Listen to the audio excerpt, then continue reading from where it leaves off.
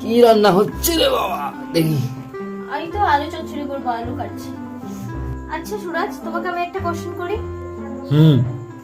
তুমি কাকে বেশি ভয় পাও? বউকে। আরে বাবরে, তুমি কি কি বেশি ভয় পাও বলো না। খেতে।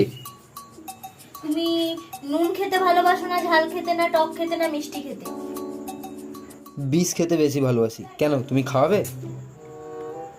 আর তুমি রাতে কি স্বপ্ন দেখো? অনেক টাকা পয়সা হবে, তারপর একটা আইফোন হবে, একটা গাড়ি হবে।